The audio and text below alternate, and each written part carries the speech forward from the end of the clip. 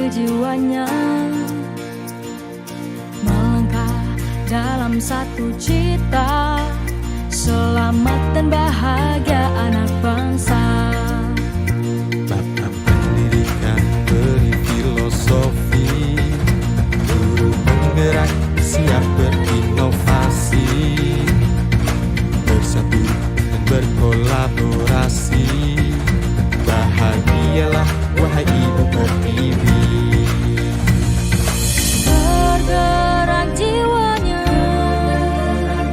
selalu bergerak dengan aksi nyata, menggerakkan semua. Selamat pagi Pak Dwi. Selamat pagi Bu Windy. Saya minta bantuan dari Bapak Kepala Sekolah. Saya di sini ingin melakukan wawancara untuk memenuhi salah satu tugas saya sebagai calon guru penggerak angkatan 11 Bapak. Nah, di sini saya akan mengajukan beberapa pertanyaan terkait pengambilan keputusan yang berbasis pada nilai-nilai kebajikan sebagai pemimpin yang selama ini Bapak Kepala Sekolah terapkan di sekolah.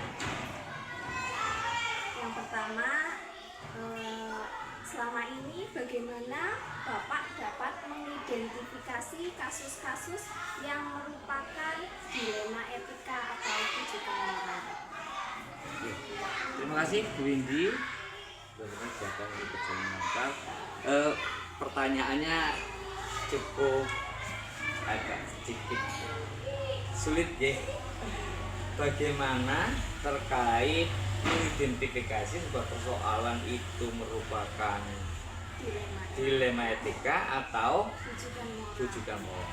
Kalau sepanjang pengalaman saya sebagai pemimpin, hal-hal tersebut memang sering terjadi terkait rujukan moral itu. Sebenarnya kalau menurut saya itu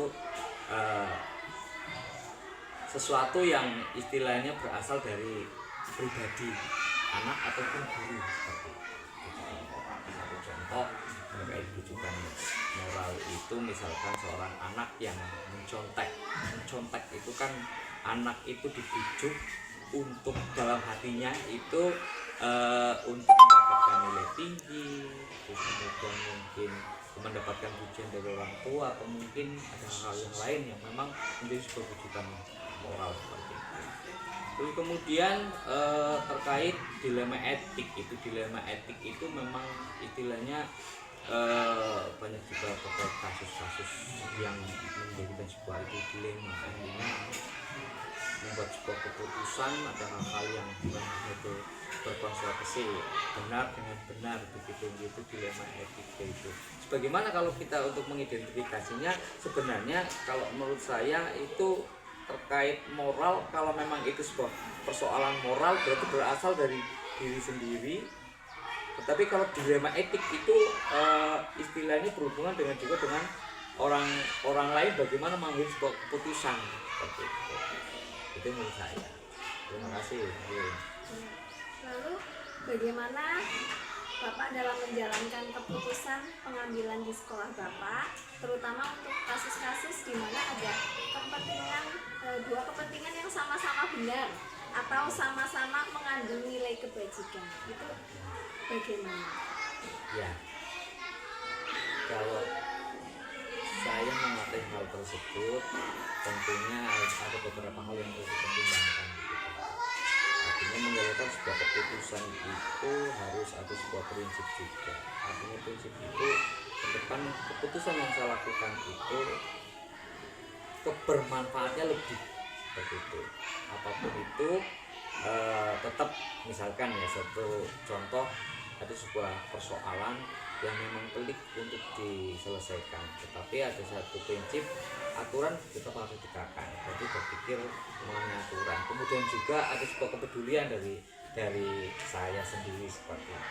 Yang akhirnya endingnya keputusan yang saya lakukan itu manfaatnya akan lebih besar, walaupun juga nanti ada yang dikorbankan. Lalu langkah-langkah atau prosedur seperti apa sih yang biasa Bapak lakukan selama ini?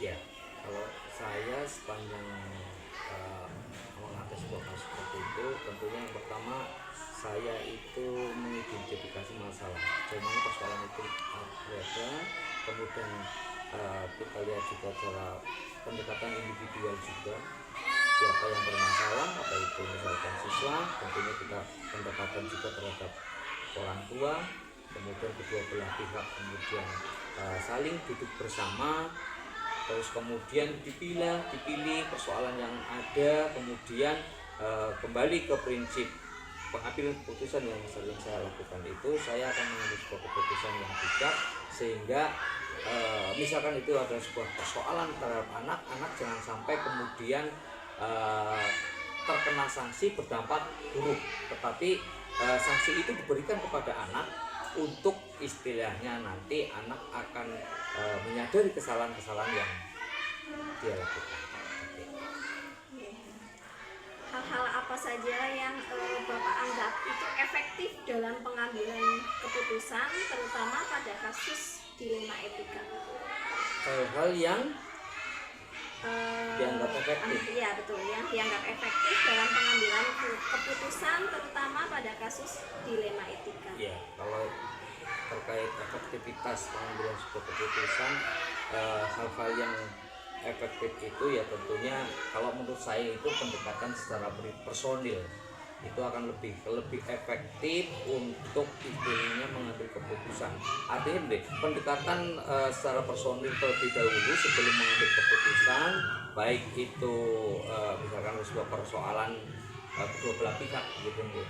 Artinya dari hati ke hati, kemudian sebelum istilahnya persoalan itu diputuskan, kemudian ada sebuah kolaborasi ataupun kerjasama dengan baik, kemudian diperundingkan secara istilahnya apa ya, ikhlas, sehingga keputusan-keputusan itu nanti bisa berdampak istilahnya lebih baik atau lebih optimal, hal yang baik daripada hal yang buruk.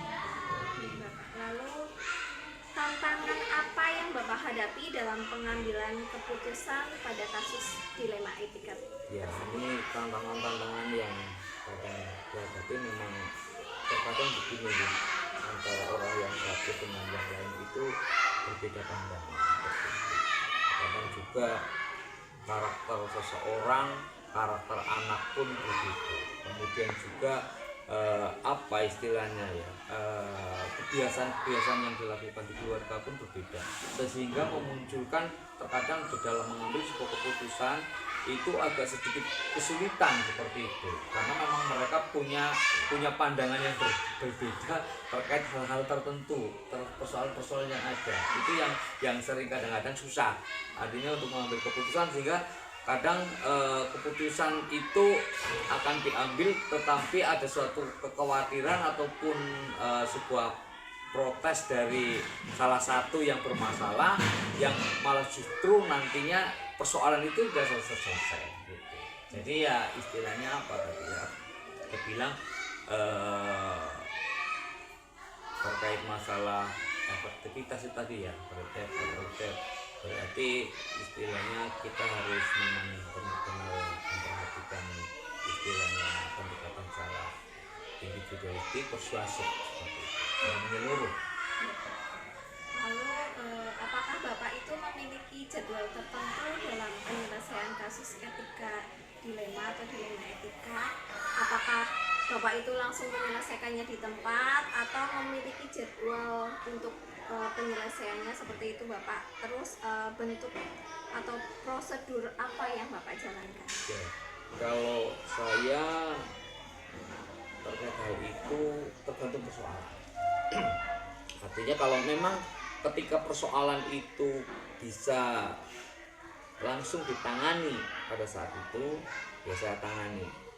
Tetapi ketika persoalan itu adalah sebuah persoalan yang istilahnya pelik, terus kemudian persoalan yang memang membutuhkan sebuah mediasi tertentu, tentunya saya pasti akan membuat schedule. Terus kemudian apa yang saya lakukan di situ? Saya yang pertama saya lakukan tentunya tadi yang di awal saya bilang ada suatu pendekatan persuasif terhadap individu ataupun istilahnya mereka yang ada sebuah persoalan seperti itu, baik siswa ataupun guru yang sedang ada sebuah persoalan. Kemudian setelah ada pendekatan baru saya lakukan sebuah mediasi, keduanya duduk bersama, terus kemudian mengambil sebuah keputusan yang berprinsip pada bermanfaatannya lebih.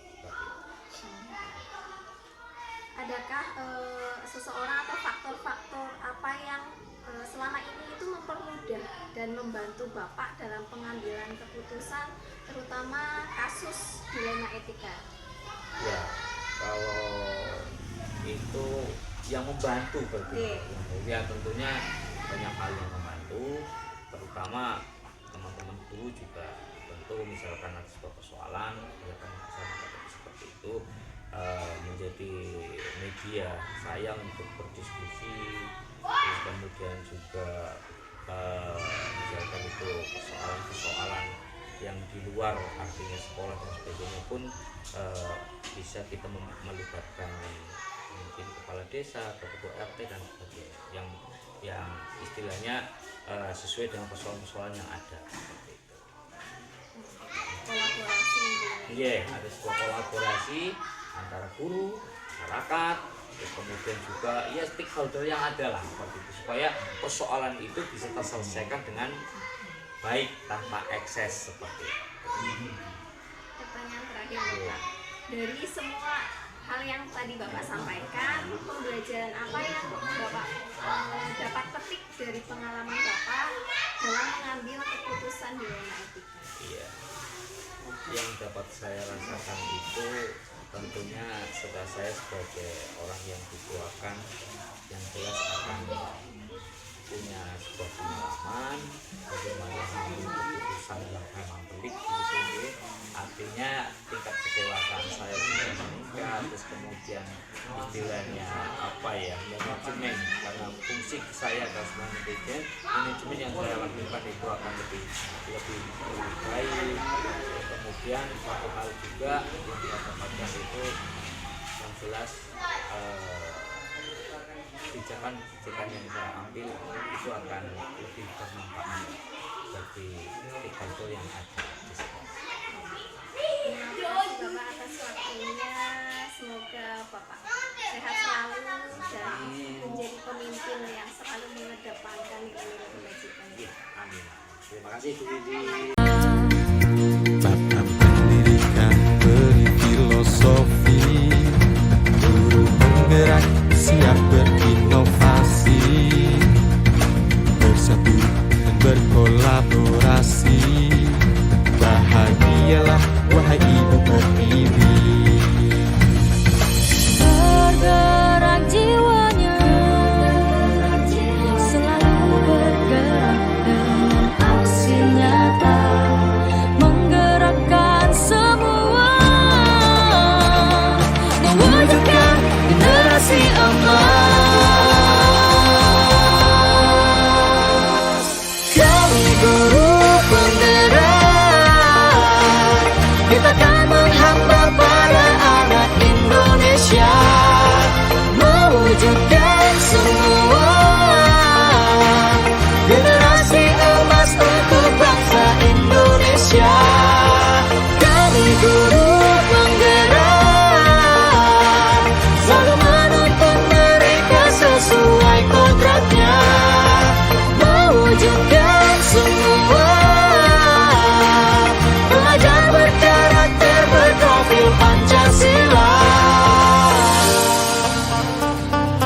Guru penggerak adalah pemimpin pembelajaran yang mendorong tumbuh kembang murid secara holistik, aktif dan proaktif dalam mengembangkan pendidik lainnya untuk mengimplementasikan pembelajaran yang berpusat kepada murid serta menjadi teladan dan agen transformasi ekosistem pendidikan untuk mewujudkan profil pelajar Pancasila. Guru penggerak membawa perubahan. Guru penggerak majukan pendidikan. Guru penggerak tergerak, bergerak, menggerakkan. Bergerak jiwanya, selalu bergerak dengan aksi nyata, menggerakkan semua, mewujudkan generasi emas.